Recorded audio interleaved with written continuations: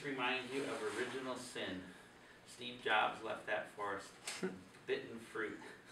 So whenever you look at an apple, think about that, original sin. But it wasn't an apple, it was probably a pomegranate. Pomegranate was a delicious fruit, and it's common in that area to this day. So, okay, I'm almost done, and then, so you talk about Bible study. No one even had their own set of scrolls. I mean, right now I have about 200 Bibles in my house of all different kinds that, even though Bible texts can be the same, you need different tools. Each Bible comes with different tools for study. This, that black Bible you have there, that is a good Bible.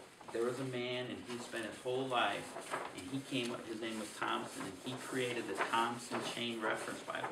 So when you look at the concept of love, you don't take something out of context. So many churches are based on one stinking Bible verse, and they're all wrong. And it might be about baptism.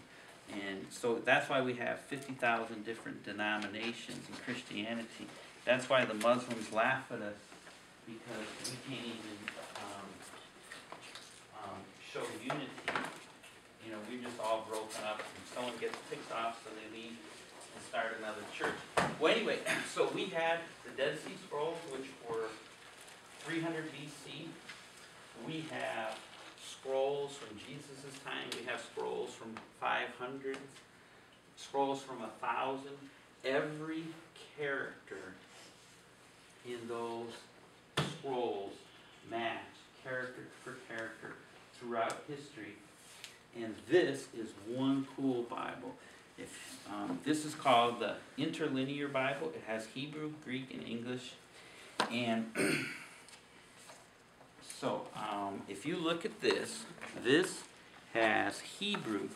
Over here is a word-for-word translation. And then there's also another where it's not a word-by-word translation, but it is someone analyzing it and trying to put it in context. And then there's a number over each Hebrew word. So you don't need to know Hebrew to know that the word day, and I'm just going to make this up, the word day is number 1121. So if someone says to me, oh, the earth was created, you know, billions of years ago and all that nonsense, and I'll tell you why it's nonsense. It's absolute scientifically fact, the world's leading experts. You could take that word day and you could travel through the Bible in the Old Testament. Jonah was not in the whale for 3 billion years. People did not go out and do something for 40 billion years. A day is a 24-hour period. If you don't believe our God can create the universe in 6 days, then there's no way he could ever forgive us for sin. And so anyway, we look at the Dead Sea Scrolls, we look at Jesus' time, we look at the 1500s, and we look at that Bible was published in the 80s, and it's all the same. It's unchanged. So back to the Muslims, they say. So I'm in Washington D.C. They had a virtual mosque with 10,000 Muslims. They got there at 4 a.m. I got there at 2 a.m. just waiting, and I took my nephew, and to give an idea of how Satan hates Christians trying to reach out to people. My nephew is now in prison for 40 years because someone got him hooked on heroin and some things happened. And so that was probably a direct result. He was out there with me passing out DVDs about most Muslims, they do not come to know Christ by you knocking on the door and talking to them. They have dreams and visions.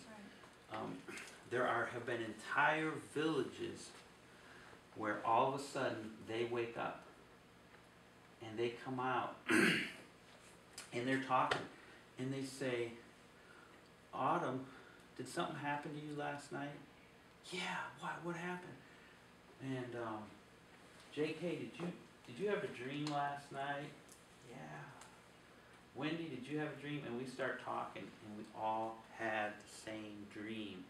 And it might be that Jesus is coming to us, and he says, you know, I am the way, the light, and the truth. And so anyway, we had DVDs. I took I got them from Moody Bible Institute, and they're in 5 different languages, 5 different testimonies. And so we would be giving these out to people. Well, when I got to the Capitol, there was the head of the Capitol Security, and he said to me, I have intelligence. He said, you do not want to be here. He said, there's going to be big problems. And that was another one of Satan's ploys. He didn't want me or anyone else there to try to reach these Muslims. But anyway, so I waited, and there were camera crews coming there around 4 a.m., and they read the whole Quran, and they had their prayer 5 times. And to talk to you about how lazy Christians are, I get an iPhone, and I say, I'm going to download the iPray app. So I download the iPray app, and it's a Muslim app, and it tells me, using the GPS, it tells me where to point to Mecca. And so Mecca is this way, and it sends off alarms for me to pray 5 times a day. Now, just last Saturday, I was with 50 to 75 Iranians. My brother-in-law is from Iran, so people like don't attack them. They say Persia. So they say, oh, I'm Persian, and that's what the empire was, the Persian Empire. And the majority of Muslim people are very nice people. They've just been bamboozled by Satan, just like most people in America are bamboozled by the news, and they think that what they watch on CNN is really true. But anyway, so I downloaded an app, iPray, and it's a Muslim app. Muslims have tons of money because Saudi Arabia funds everything, and they want more money. They just raise the price. So anyway, back to. So I'm with these Muslims on the steps of the Capitol building. They have a virtual mosque, 10,000 people, and I walk in there, and I'm one person amongst all these Muslims, and I'm talking, and there's a camera talking to this one guy. So I go up there and I start saying to him, okay, well, I just want to talk to you. And he says the Old Testament's corrupted, and I said, well, it's not corrupted because your Arab friend, your Arab relative found the Dead Sea Scrolls, and they match, so it's not corrupted. So now what's your next point? He said, oh, the New Testament's corrupted. I said, okay, let's take the New Testament and let's throw it out. And we're going to go and we're going to talk to Jesus' enemies. Now, if you went to Saddam Hussein in 1985 and said, is there a man named George Bush in America? And they'd say, yeah. And then later, if you went to Saddam Hussein or anyone in the Middle East, and they'd say, is Bush president? And they would say, yes. And Bush's families would say, yeah, he's president. And people who are rappers rap that Bush was president. So enemies, friends, families, villains, everyone says that George Bush was president. So therefore, chances are he's president. Well, so I say take the whole New Testament and throw it out, and let's talk to the enemies of Jesus. The Jews, there were Jewish historians that said there was a man named Jesus. We have Romans who write about him as a miracle man, that he came back from the dead. So, and oh, by the way, have you ever looked at a calendar? Is the calendar based on when Elvis died? Is it based on Einstein, Beethoven, Bach, Isaac Newton, Michael Jackson, or anybody? No. I mean, for there to be such a movement, something had to happen.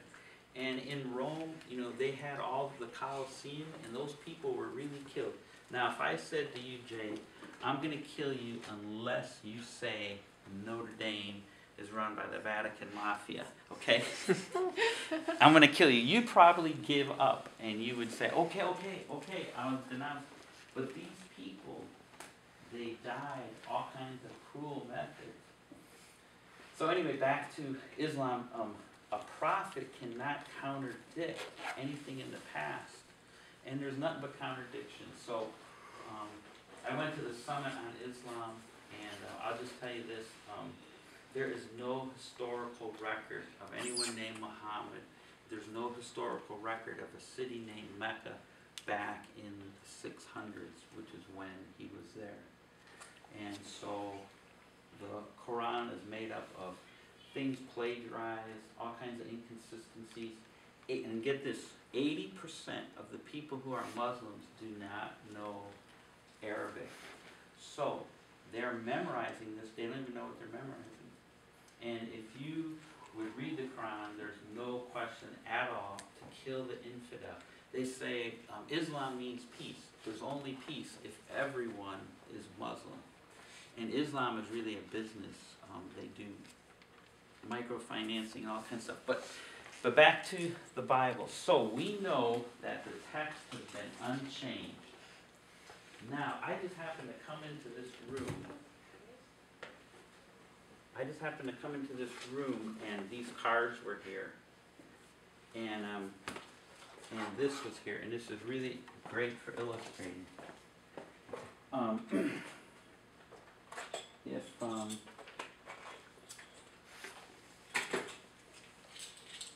Okay, on one side this says bicycle, and on the other side there's a spade. So I'm gonna flip this, and the chances are I'm gonna vote for bicycle. Okay, it said bicycle. Okay, now the probability of me flipping bicycle again is still 50%. Let's see, and it was spade, so I'm gonna flip it again. And that is bicycle. Now, what is the probability of you flipping this? Well, it's this particular one.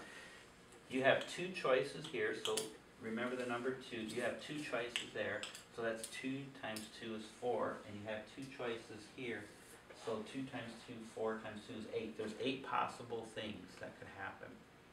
Well, Jesus fulfilled hundreds of prophecies. And if you just take the top 20 most significant prophecies, imagine if you were some scholar or smart Jewish guy or whatever, and they said the Messiah is coming and he's going to be born in Bethlehem. And you say, oh wow, okay, he's going to be born in Bethlehem. What are the odds that a person could be born in Bethlehem? How many cities are there? I went back and looked, there's a lot of cities. So there was someone, Jesus, born in Bethlehem. But they said the Messiah is going to come out of Egypt. Well, what does that mean? What can that possibly mean? So people are scratching their head. Anyway, the probability, has anyone been to Texas? I'm going in April. You're going in April? Mm-hmm. Well, you're going to be able to drive really fast. Because if you like driving fast, there's some fast roads. But anyway, if you take the whole state of Texas and you cover it like 6 inches deep with quarters, and I took 2 quarters and I put my initials on them, and I randomly went in the state of Texas, and I just threw them. Okay, so these things are spread 6 inches deep all across Texas. Well, if I told you go in the state of Texas, and I just want you to walk around, and when you think you're sloshing through all these chips, and I say, okay, reach down, and you grab a chip, and then I say, okay, walk around the whole state of Texas, which is pretty huge, and reach down and grab one token, and if they both have my initials on it, that's the odds that Jesus would just fulfill something like 20-some prophecies. the probability, and I studied finite mathematics and probability theory. It is beyond astronomical that one person can fulfill all those.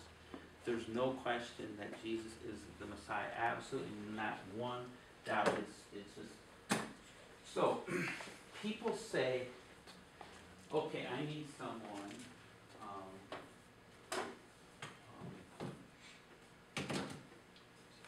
This is the Bible timeline. So, okay.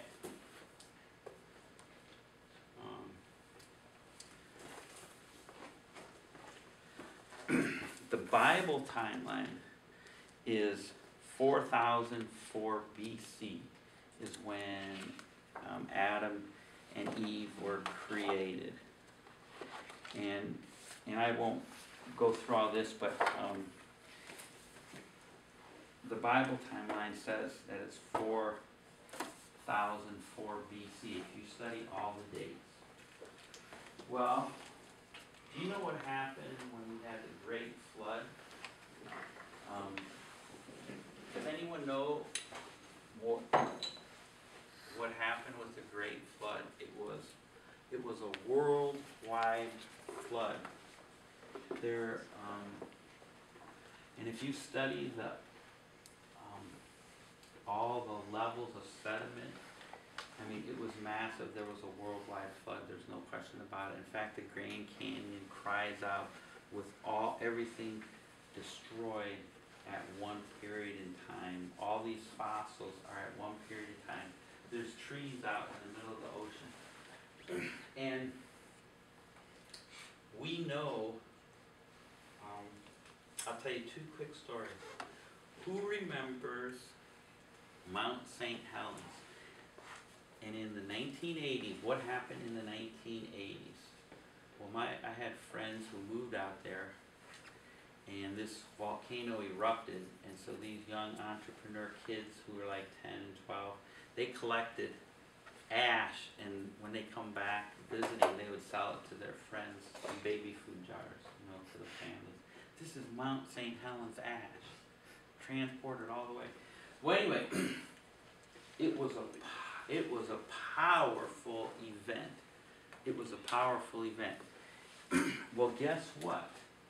Have you ever heard of petrified wood? Petrified wood, you could pick it up and tap on it, and it's like crystal, it's like rock. All these scientists said petrified wood takes hundreds of thousands of years, blah, blah, blah, blah, blah, and it takes all that time to form. Well, guess what? If you go to Mount St. Helens, there is new, brand spanking new petrified wood, and that was 1980s. So don't believe what you hear. Here's another example. During World War II, there were 5 P-51 Mustangs on a mission, and they were flying. Either they got lost or whatever they were doing, secret mission.